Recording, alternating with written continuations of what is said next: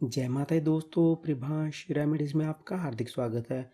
दोस्तों, अगर आपके जीवन से दुखों का अंत नहीं हो रहा है, आपका जीवन आर्थिक परेशानियों से घिरा हुआ है, आपकी इच्छाएँ पूर्ण नहीं हो पा रही हैं, तो आपकी इन सभी दुखों का नाश करने का एकमात्र व्रत है संतोषी माता का व्रत। आज की इस वीडियो के माध्यम से हम आपको बताएंगे कि किस तरह शुक्रवार के दिन आप संतोषी माता का व्रत करें, उनका उद्यापन कैसे करना है, संतोषी माता व्रत की पूजा विधि कौन सी है, जिससे कि माँ प्रसन्न हो और आपकी समस्त इच्छाओं को, समस्त मनोकामनाओं को पूर्ण करे और आपके जीवन से दुखों का अंत हो। हिंदू धर्म के अनुसार सप्ताह का प्रत्येक दिन किसी न किसी देवी और देवता को समर्पित है। हर एक दिन अलग देवी देवताओं की पूजा एवं व्रत करने का विधान है। इसी क्रम में शुक्रवार शक्ति की देवी संतोषी माता की पूजा की जाती है। उपवास की इस विधि को 16 शुक्रवार व्रत भी कहा जाता है, जिसमें कुल 16 लगातार शुक्रवार के लिए उपवास करते हैं। सफेद रंग का शुक्रवार को विशेष महत्व होता है। शुक्रवार को उपवास भोर से शुरू होता है और शाम को समाप्त होता है। कहा जाता है कि संतोषी माता का नियम पूर्वक व्रत करना अत्यंत फलदायी होता है और इस व्रत के पालन से घर में सुख समृद्धि आती है। अब हम आपको बताते हैं कि किस तरह संतोषी माता का व्रत करना चाहिए और इस व्रत का क्या महत्व है।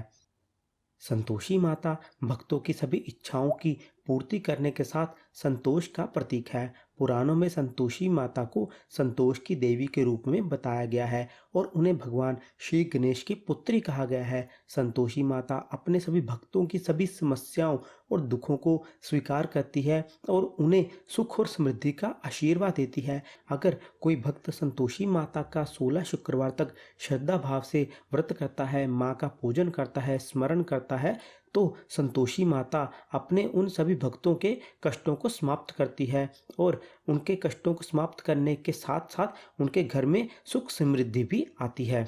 अब हम आपको बताते हैं कि आप संतोषी माता का व्रत कब से शुरू करें। संतोषी माता का व्रत किसी भी शुक्रवार से शुरू किया जा सकता है, लेकिन व्रत प्रारंभ करने का सबसे अच्छा समय किसी भी महीने के कृष्ण पक्ष के शुक्रवार से माना जाता है। कहा जाता है कि कृष्ण पक्ष से व्रत की शुरुआत करना ज़्यादा फलदायी होता है। संतोषी व्रत प्रारंभ करने के लिए लगातार 16 शुक्रवार तक व्रत करने का संकल्प करें और 16 शुक्रवार व्रत करने के बाद व्रत का उद्यापन करें। मान्यता है कि माता संतोषी का जो भी भक्त पूरे विधि विधान से और श्रद्धा भाव से व्रत रखता है और उपासना करता है, तो माँ संतोषी उसकी सभी प्रकार की मनोकामनाएं, इच्छाएं सदैव पूर्ण करती हैं। अब हम आपको बताते हैं कि आप माँ संतोषी का व्रत कैसे करें, उनका पूजन कैसे करें। पूजा करने से पूर्व जल से भरे पात्र के ऊपर एक कटोरी में गुड़ और भुने हुए चने रखें। देसी घी का दीपक जलाएं और व्रत कथा कहते समय हाथों में गुड़ और भुने हुए चने रखें। दीपक के आगे या जल के पात्र को सामने रखकर कथा प्रारंभ करें तथा कथा पूरी होने पर आरती करें और प्रसाद का भोग लगाएं। संतोषी माता के अनुष्ठानों के दौरान पहली प्रार्थना संतोषी माता के पिता भगवान श्री गणेश और माता रिद्धि सिद्धि के लिए करनी चाहिए। संतोषी माता आपकी सभी इच्छाओं को पूरा करती है और व्यवसाय में सफलता आती है। देवी से संतान, व्यापार में लाभ, आमदनी में वृद्धि, भावनाओं और दुखों को दूर करने की आप निम्रता पूर्वक हाथ जोड़कर प्रार्थना करें। इस पूरे दिन भोजन ग्रहण न करें। 16 शुक्रवार तक नियम पूर्वक व्रत करें और शुक्रवार को व्रत के दौरान फलाहार ग्रहण करें। भोजन में घर में खट्टी खाने वाली सामग्रियों का उपभोग ना करें, जैसे दही, और परिवारजनों को भी खट्टे भोजन से दूर रहना चाहिए। अब हम आपको बताते हैं संतोषी माता के व्रत का क्या महत्व है।